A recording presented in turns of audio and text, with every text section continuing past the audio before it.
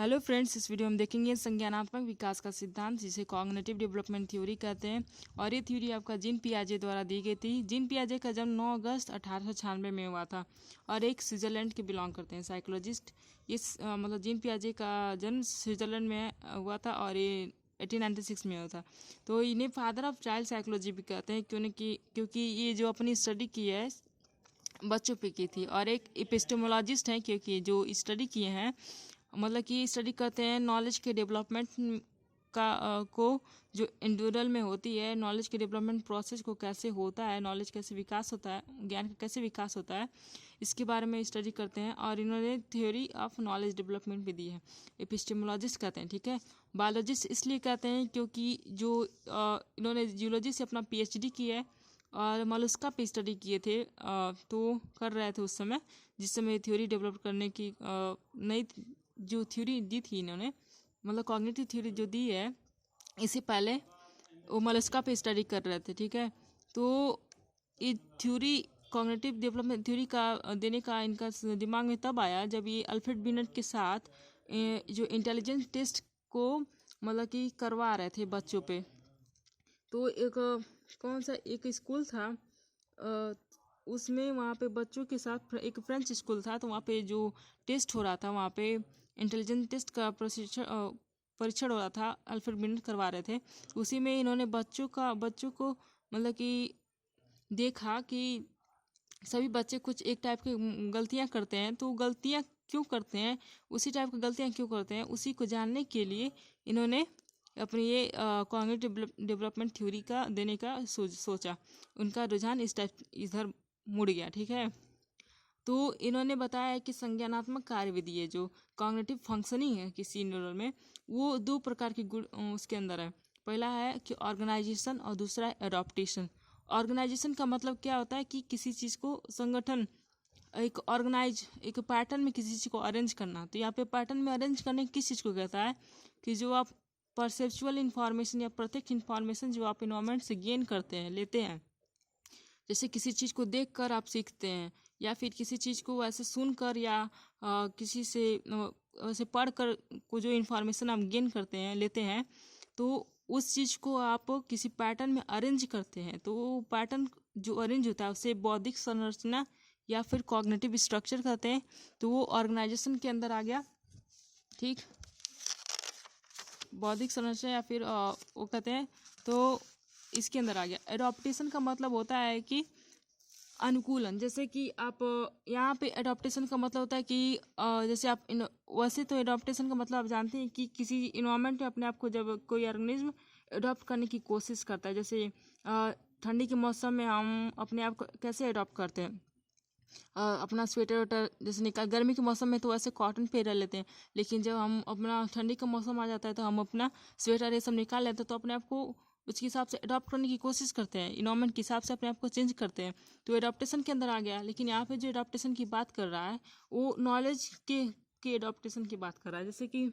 जैसे आप कोई भी नॉलेज आप गेन करते हैं, पहले से जो आपकी बौद्धिक संरचना है, अब उसमें आप जब नया कोई बौद्धिक ज्ञान डालने की कोशिश करते हैं, अपने आप को उसमें करते हैं, प्रयास करते हैं, तो आप कभी कभी जो आप जो नया सूचना है या फिर जो नया नॉलेज है उसमें ऐड नहीं हो पाता है, तो उसको आप अलग तरीके से जोड़ने की कोशिश करते हैं। ठीक है, तो पुरानी सूचना में जब नई सूचनाओं को ऐड नहीं हो पाती तो उसे अलग तरीके से जोड़ने की कोशिश करते हैं, तो उसे अनुकूलन कहते हैं।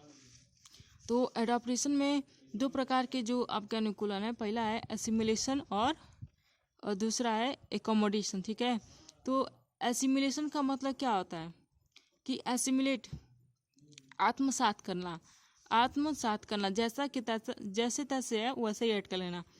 जैसे कि जो आपका पहला ज्ञान है, जो आप लिए हैं पहला ज्ञान, उसी ज्ञान में आप जब दूसरा ज्ञान डालेंगे, ऐड कर देंगे सेम टू सेम, बिना पहले ज्ञान में चेंज किए कुछ, तो वो आपका क्या हो जाएगा, ये आत्मसात कर उड़ जाएगा। आत्मसात कर लेना जैसे कि तैसे ही।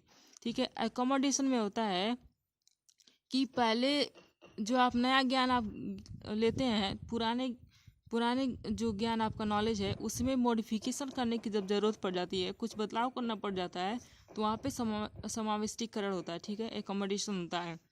तो इसका जैसे एक एग्जांपल के जरिए हम समझ सकते हैं।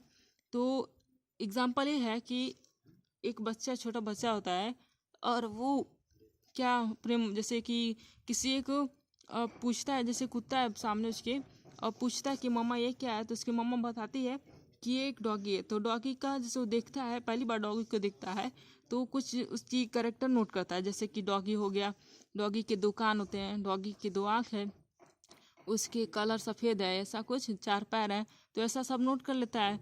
और फिर अगली बार जब वो किसी चीज़ को, ऐसी चीज़ को देखता है, जैसे अगली बार वो जब देखेगा, मतलब कि वो चीज़ तो पैटर्न, जैसे डॉगी के 2 कान, आँख, ऐसा सब नोट कर लिया उसने, सफ़ेद रंग का है, 4 पैर है, 2 कान है, 2 आँख है, ठीक है। तो वो उसके दिमाग में बैठ गया कि ऐसा ही कुत्ता होता है कि जिसका 2 पैर, 4 पैर, 2 कान, 2 आँख, ऐसा ही होता है, तो वो कुत्ता है, ठीक है। तो अगली बार जब वो वैसा ही चीज़ देखता है, जैसे कि बकरी को देखता है, तो उसे लगता है कि वो भी कुत्ता है, क्योंकि उसका भी सफ़ेद रंग है वो भी, और उसके 2 कान है, 2 आँख है और 4 पैर है। तो फिर जब वो जैसे पहले डॉग को देखा, डॉग के हिसाब से वो पहले जैसे क्या पहले बोलता है कि 2 आइज़ है उसके पास, 2 ईयर है और 4 लेग है, ठीक, और वाइट कलर का है। तो इसके हिसाब से, बच्चे के हिसाब से पहला ही एसिमिलेशन कर रहा है, वो एक स्कीमा डेवलप कर रहा है, ठीक है। स्कीमा डेवलप हो गया उसका डॉगी का, कि डॉगी ऐसा ही होता है, डॉगी ऐसा ही होता है कि डॉगी के 2 कान, 2 आँख, ये सफ़ेद रंग का, 4 पैर होते हैं, ठीक है। एक ऐसा पूछ हो गया, तो इसके लिए डॉगी हो गया ये।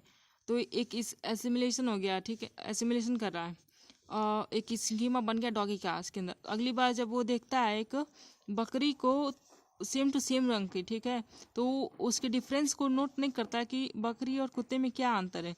वो बकरी को देख के उसे लगता है यही लगता है कि बकरी भी आपका डॉगी है, तो वही बोलेगा कि अरे ये तो डॉगी है। लेकिन इसकी जब मम्मी बोलेगी कि नहीं ये डॉगी नहीं, ये बकरी है, तो वो कुछ अंतर नोट करेगा तब। जैसे जब पहली बार बकरी को देखेगा तो उसे लगेगा कि डॉगी है, तो जब वैसे लगेगा उसको तो वो नया ज्ञान ऐड करा, जब उसे लगेगा कि डॉगी है तो एसिमुलेट कर रहा है। लेकिन जब उसकी मम्मी ये कह देगी कि ये गोट है, गोट क्यों है, क्योंकि ये में बोलती है और इसकी छोटी पूँछ होती है, इसकी बड़ी पूँछ होती है, ऐसा कुछ, ये भौं भौंकता है।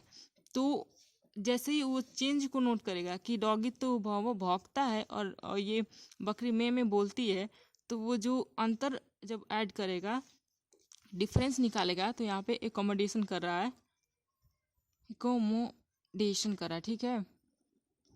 तो जब डिफरेंस को नोट करेगा, डिफरेंस को, तो वहाँ पे एकोमोडेशन करता है कि ठीक है। तो यही है एग्जाम्पल एसिमिलेशन का और एकोमोडेशन का, ठीक है। तो जीन पियाजे के हिसाब से कॉग्निटिव डेवलपमेंट जो है, इन्वायरमेंट और इंडिविजुअल के बीच जो अंतर क्रिया होती है, इंटरेक्शन होता है, उससे होता है, ठीक है। लेकिन ज़्यादातर ये फोकस किस पे करते हैं, आपका बायोलॉजिकल मैचुरेशन पे करते हैं, बायोलॉजिकल मैचुरेशन पे। मतलब कि जैसे इंडिविजुअल कैसे मैच्योर होता है, कोई बच्चा जब मैच्योर होता है तभी उसका कॉग्निटिव डेवलपमेंट अच्छे से होता है। मतलब कि एज के हिसाब से उसका जो आपका बौद्धिक विकास है होता है एज के हिसाब से। हेरिडिटी ज़्यादा इन्फ्लुएंस करती है, ना कि इन्वायरमेंट, इनके हिसाब से हेरिडिटी, ठीक। ये कुछ मुख्य पॉइंट हैं। तो जो इनकी जो स्टेजेस हैं जो इन्होंने दी है स्टेजेस, हम अगले वीडियो में देखेंगे। Keep watching, subscribe to my channel, thank you.